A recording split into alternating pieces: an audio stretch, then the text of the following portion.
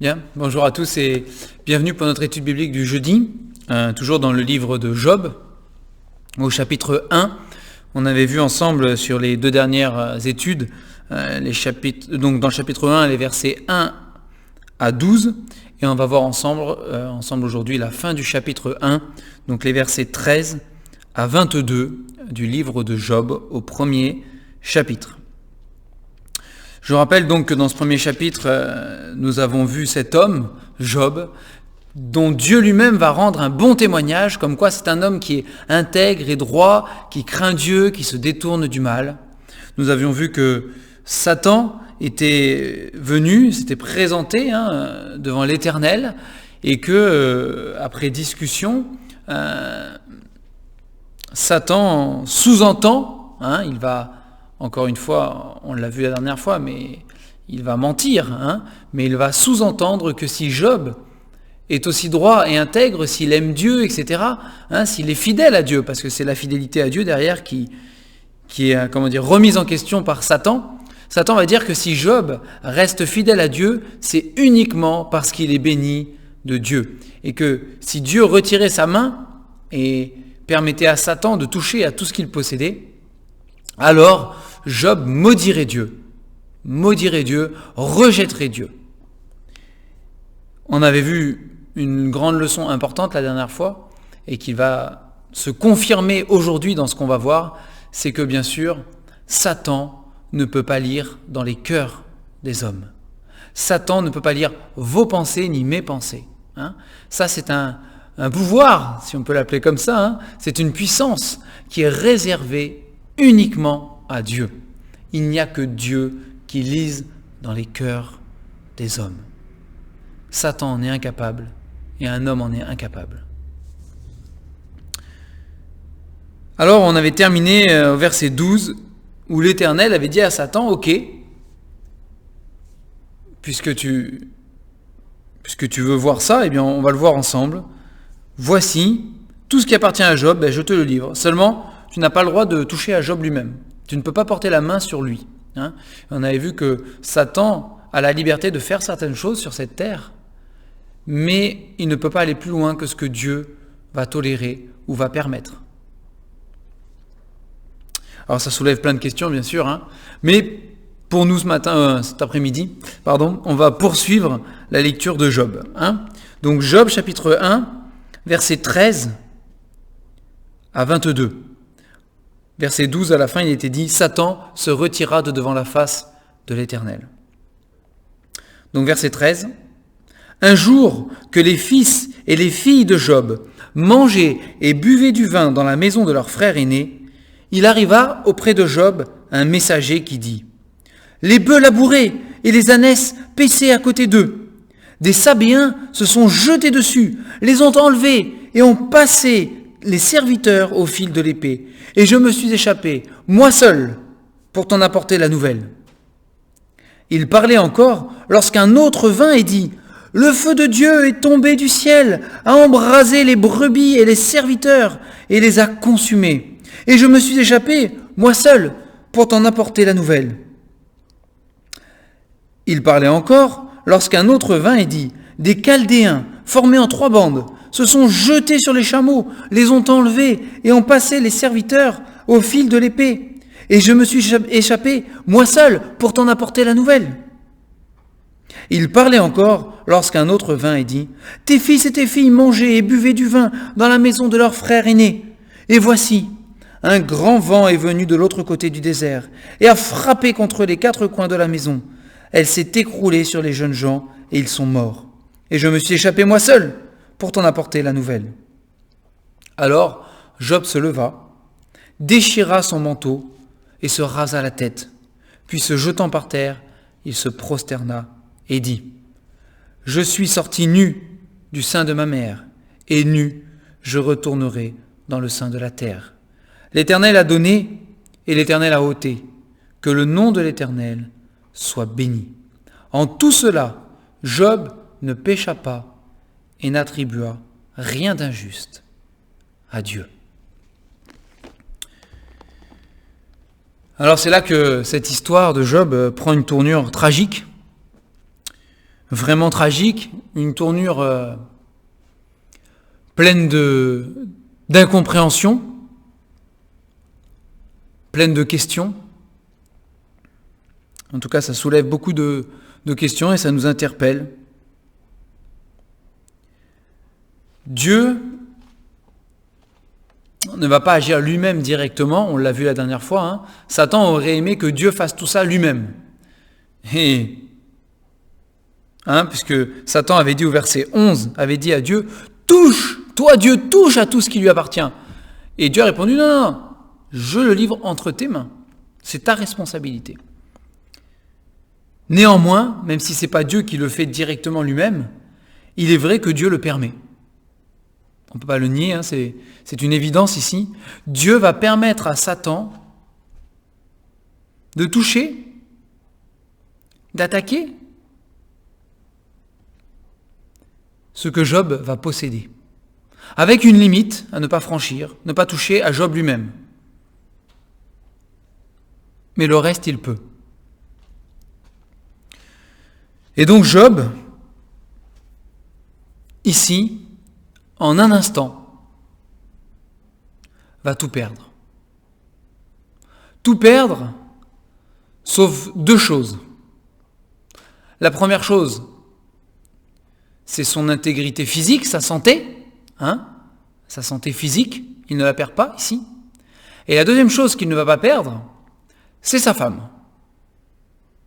Mais à part ça, et on reviendra sur ces choses plus tard, et notamment surtout la prochaine fois, mais à part ces deux choses, il va tout perdre en un instant. On voit les serviteurs se succèdent pour venir le voir, les uns après les autres. Le premier n'a pas fini de parler que le deuxième arrive, le deuxième n'a pas fini de parler que le troisième arrive, le troisième n'a pas fini de parler que le quatrième arrive. Il perd tout. Il perd tout son bétail, il perd tous ses serviteurs, sauf 4, a priori, qui se sont échappés, ou qui ont échappé eux seuls. À chaque fois, il est dit pour t'en apporter la nouvelle. Donc, Satan va permettre qu'il y ait toujours un témoin pour rapporter la chose, pour ramener la chose à Job. Donc, il perd donc tout son bétail. Et aussi, il va perdre ses fils et ses filles, qui étaient tous réunis chez le frère aîné pour manger et boire. Satan va utiliser, on voit ici que Satan va utiliser plusieurs phénomènes, plusieurs choses, pour attaquer Job, pour faire du mal à Job, pour priver Job de tout ce qu'il a, pour détruire ce que Job possède. Premièrement, on voit deux choses au verset 15 et au verset 17. Satan va utiliser des pillards, une catégorie de personnes, les Sabéens et puis les Chaldéens, qui sont venus pour capturer ce que Job possédait et tuer ses serviteurs.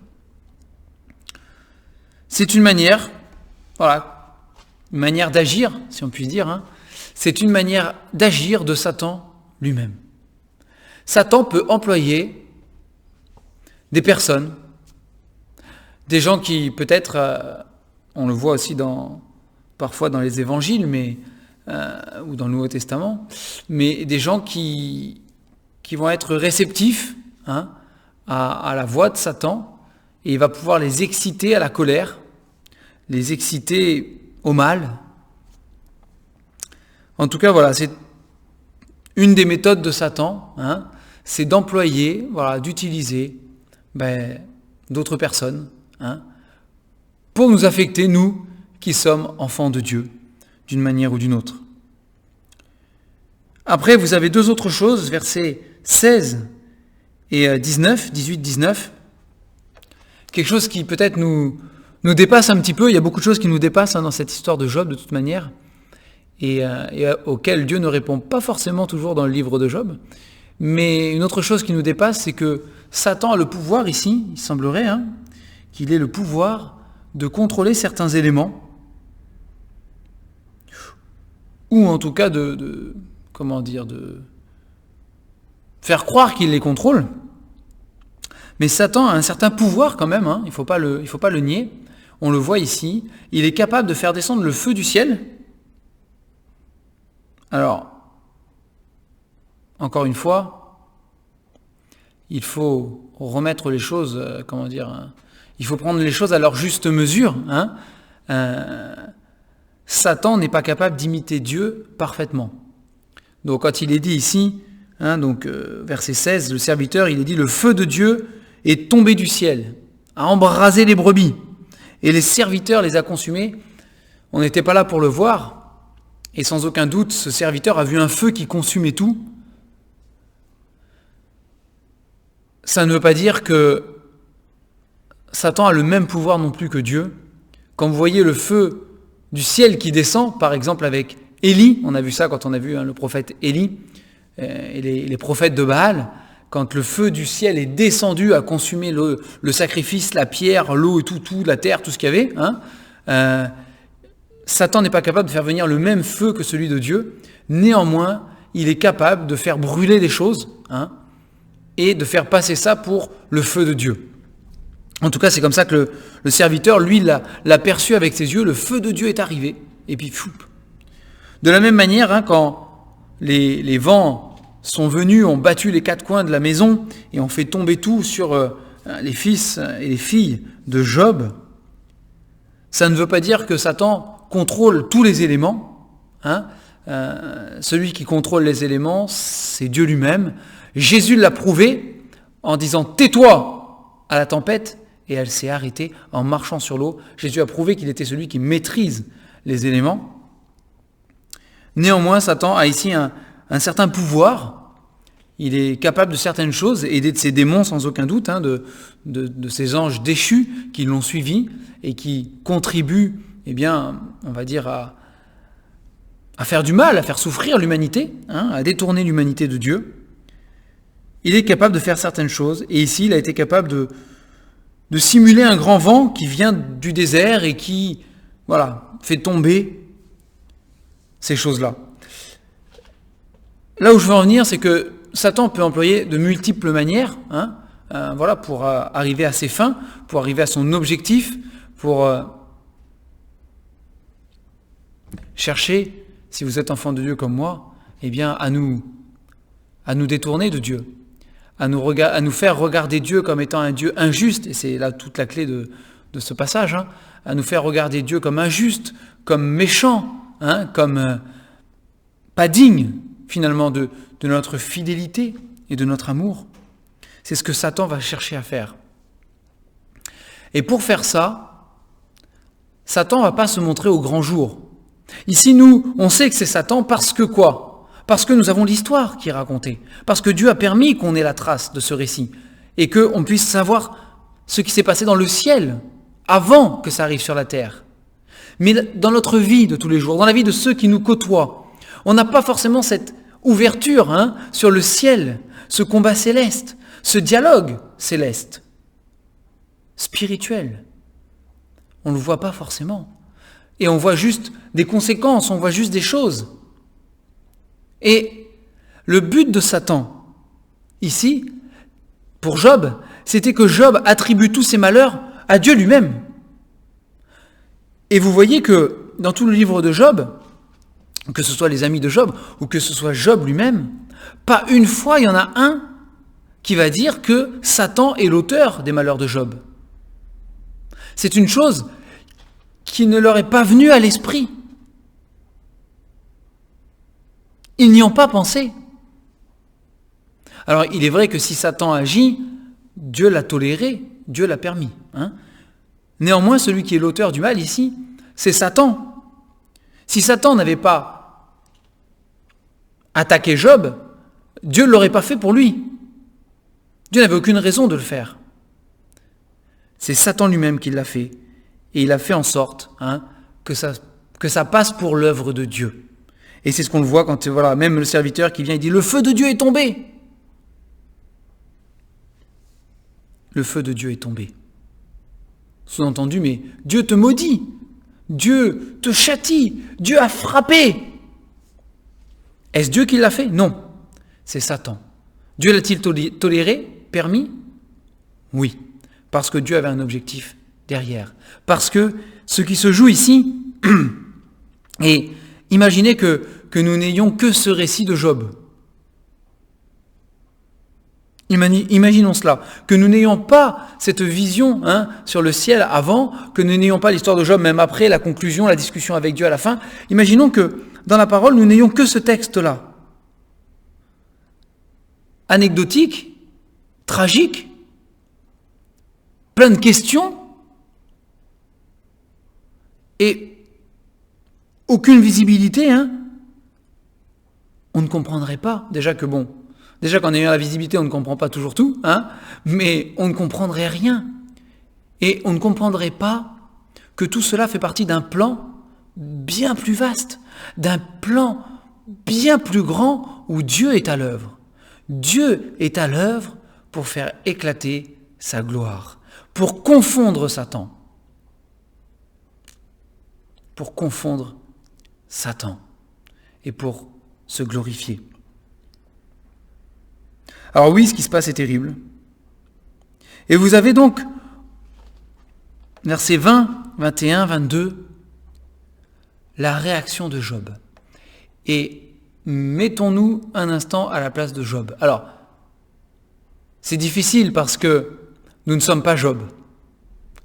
Je rappelle ce verset, et c'est le verset qu'il faut qu'on se rappelle tout au long du livre de Job. Aucune épreuve qui nous est survenue, aucune épreuve n'est au-delà de nos forces. Aucune épreuve. Et je vous propose qu'on prenne ce verset, c'est dans 1 Corinthiens chapitre 10, verset 13, on va le lire directement, ce sera plus simple, ça m'évitera de m'embrouiller dans les mots aussi. 1 Corinthiens chapitre 10, verset 13, il nous est dit, aucune épreuve, alors peut-être vous avez tentation dans vos Bibles, mais je suis persuadé donc c'est le même mot en grec, tentation et épreuve. En fonction du contexte, on traduit par l'un ou par l'autre. Et je pense que là, ça aurait été mieux traduit par épreuve, parce que il est question de supporter ici ce qui nous arrive. Et jamais dans la Bible, il n'est question de supporter la tentation. Jamais. Il est question de fuir la tentation, mais jamais de la supporter.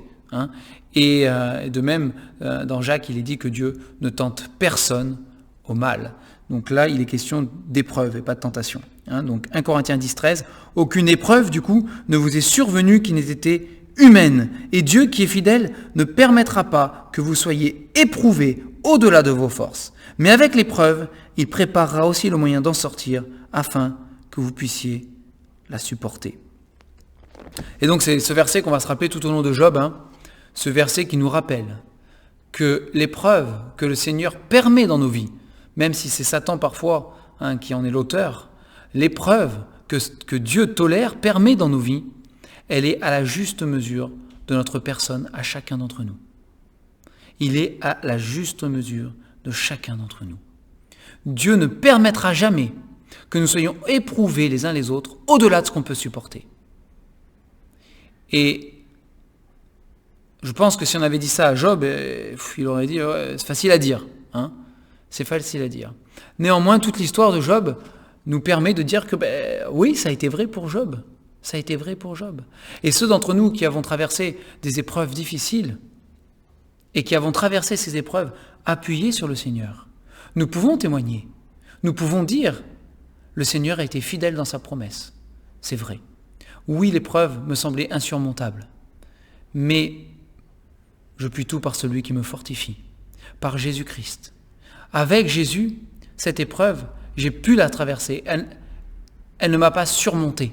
C'est moi qui ai surmonté l'épreuve, grâce à Jésus, parce qu'elle était à ma mesure. C'est la même chose pour Job. Donc, c'est pour ça que je dis, voilà, on va se mettre à la place de Job un instant, mais en sachant très bien que chacun son épreuve. Mais imaginez-vous à la place de Job quand même. On vous annonce tout ça d'un coup.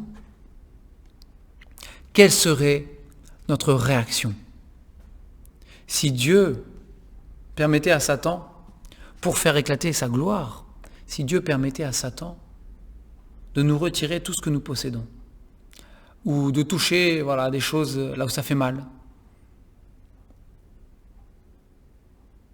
quelle serait notre réaction? Voici la réaction de Job. Verset 20, premièrement, il se lève, il déchire son manteau, il se rase la tête, il se jette par terre et se prosterne. Puis il prie. Puis il prie. Déchirer son manteau, se raser la tête, se jeter par terre, parfois se couvrir de la cendre ou se jeter de la terre, est une coutume qu'ils avaient au Moyen-Orient pour manifester un état de détresse, un état de deuil. Et Job a tout perdu. Il a tout perdu. Alors il va manifester cet état de deuil, de poussière. C'est aussi l'idée de s'abaisser et de dire que voilà, dans mon affliction, dans ma détresse, je ne suis rien. Je reconnais que je ne suis rien, je suis qu'une poussière. Et vous avez cette phrase devenue célèbre, au verset 21, où Job va énoncer une éclatante vérité qui peut-être nous paraît évident, mais dans le contexte de ce qu'il vient de vivre, nous dépasse. Il dit au verset 21, « Je suis sorti nu du sein de ma mère, et nu je retournerai dans le sein de la terre. » Il déclare ici, « Quand j'ai débarqué sur la terre, je n'avais rien. Et de toute manière, quand je retournerai à ce que je suis, à la poussière, quand je mourrai, je n'emporterai rien. Toutes ces choses que je possédais, mes biens, même mes enfants, c'est ce que dit Job ici, même mes enfants, avaient certes une grande valeur sentimentale, c'était ses enfants, et on voit combien Job les aimait, qu'il faisait même des sacrifices pour eux. Oui, il les aimait, c'était ses enfants, et la valeur sentimentale était énorme. Mais il avait conscience que le jour où il mourrait, il n'emporterait pas ses enfants avec lui. Il resterait là de toute manière. Et tout ce qu'il possédait, il ne l'aurait pas emporté avec lui. Ça resterait là de toute manière. Alors il y a cette déclaration, suivie instantanément de cette autre déclaration, « L'Éternel a donné et l'Éternel a ôté, que le nom de l'Éternel soit béni. » Et là, Satan a pris une claque. Il a pris une belle claque. Lui qui était sans aucun doute sûr de lui, a dû se prendre une belle claque. Et c'est Job lui-même qui lui a infligé cette défaite et cette humiliation. Satan avait dit, je suis sûr que si tu touches à ce qu'il possède, il te maudit en face. Déclaration orgueilleuse de Satan. Réaction humble de Job qui va infliger une puissante défaite à Satan. Est-ce que Job maudit Dieu? Non. Au contraire. Au contraire, il bénit Dieu. Vous vous rendez compte de ça? Il bénit Dieu. Je ne sais pas quelle aurait été ma réaction, je ne sais pas quelle aurait été votre réaction, mais la réaction de Job, c'est de bénir l'Éternel. Béni soit le nom de l'Éternel. C'est ce qu'il dit, c'est ce qu'il déclare ici. L'Éternel a donné, l'Éternel a ôté. Béni soit le nom de l'Éternel. Béni soit le nom de l'Éternel. Est-ce que dans nos épreuves, celles qui nous touchent le plus, je ne vous parle pas de crever une roue et de devoir changer de roue, même si ça peut être une épreuve. Mais je veux dire, là, regardez ce qui arrive à Job. Dans les épreuves qui nous touchent et qui remuent nos tripes, nos sentiments, notre cœur qui le retourne. les épreuves les plus difficiles de notre vie. Est-ce que nous pouvons nous tenir devant Dieu, encore avec humilité, et déclarer comme Job, « Béni soit le nom de l'Éternel. Béni soit le nom de l'Éternel. » Que le nom de l'Éternel soit béni. C'est fort, hein? C'est fort. Et vous voyez que quand Dieu rend témoignage à Job, en disant que Job est un homme intègre, droit, craignant Dieu, se détournant du mal, c'est la stricte et l'exacte vérité. Parce que Dieu ne ment pas. C'est la vérité. Et Job ici va le manifester. Et devant tous. Et vous avez ce verset 22. En tout cela, Job ne pécha pas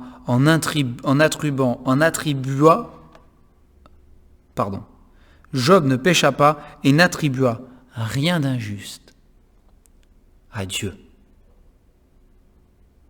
Rien d'injuste. Quel exemple de foi. Quel exemple d'assurance et de confiance en l'Éternel. Est-ce que vous croyez que là, Job avait compris ce qui se passait? Pas du tout. Et d'ailleurs, on le voit dans la suite du récit. Il ne comprend rien à ce qui se passe. Il va clamer son innocence, il ne va pas comprendre pourquoi Dieu agit ainsi. Mais, il n'attribue rien d'injuste à Dieu. Job est persuadé, même s'il ne comprend pas ce qui se passe. Job a cette conviction dans son cœur que l'Éternel est un Dieu juste. C'est sûr, Dieu est juste. En l'Éternel, il n'y a rien d'injuste. Et quelle grande leçon pour nous, quelle grande leçon pour nous et pour l'humanité entière. Parce qu'à chaque fois qu'il se passe une catastrophe, une épreuve difficile, c'est un des premiers sentiments, peut-être avec la rébellion ou la colère, mais c'est un des premiers sentiments qui monte au cœur de l'homme. C'est injuste. C'est injuste.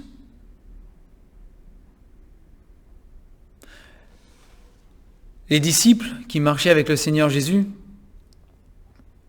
l'ont parfois exprimé d'une autre manière, cette question de l'injustice, quand ils ont dit au Seigneur Jésus, et ces hommes-là, sur qui est tombée la tour de Siloé et qui sont morts, est-ce qu'ils étaient plus pécheurs que les autres? Sous-entendu, si ce n'était pas le cas, c'est peut-être injuste. Jésus, dans ces circonstances-là, répondait « Qu'importe,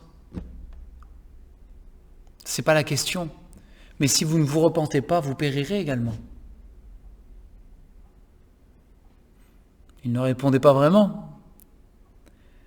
Ici, Job n'avait pas vraiment de réponse non plus. Mais nous sommes invités, vous et moi, nous sommes invités à placer toute notre confiance en l'Éternel. Le Dieu que nous avons choisi de suivre, Jésus-Christ, le Dieu que nous avons choisi d'aimer, le Dieu à qui nous avons donné et livré notre vie entière, ce Dieu-là est digne de confiance. Même si parfois, Satan va présenter à nos yeux des apparences trompeuses, contraires, nous devons rester fermes, sachant que en Dieu, il n'y a rien d'injuste. Ce que Dieu fait, il le fait parfaitement. Et même dans le mal que Satan va projeter de faire, vous avez ce verset magnifique dans le livre de la Genèse avec l'histoire de Joseph. d'un mal, Dieu le transforme en bien. Dieu le transforme en bien. Le mal reste le mal, le malheur reste le malheur, la tristesse reste la tristesse, la détresse reste la détresse, l'angoisse même reste l'angoisse. Mais de cette angoisse, de cette tristesse, de ce malheur, Dieu peut changer tout ça en bien. Il a le pouvoir de le faire. Et c'est le grand plan de Dieu. C'est le grand plan de Dieu, celui qui nous dépasse. Dieu est à l'œuvre tout de même. Et malgré ce que nous voyons avec nos yeux, ce que nous entendons avec nos oreilles, de ce qui se passe autour de nous, de ce que nous vivons parfois chacun les uns les autres, ce n'est pas une injustice. Dieu n'est pas un Dieu qui commettra des injustices. Et au contraire, la parole nous révèle que Dieu est celui qui un jour punira toutes les injustices. Quelqu'un qui rendra justice à ceux qui ont été victimes. Dieu le fera. La fin de l'histoire de Job, on le verra, hein, mais Dieu rend justice à Job, à ce qu'il a vécu, à la victime qu'il a été.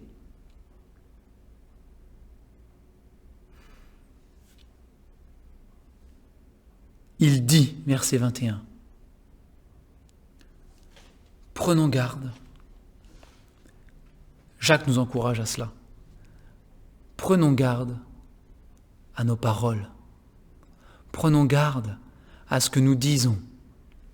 Et d'autant plus dans les moments où nous sommes ébranlés, dans les moments où nous sommes bouleversés,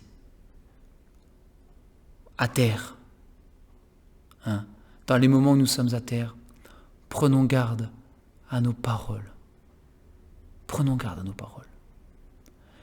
Qu'il ne sortent de notre bouche que des bénédictions.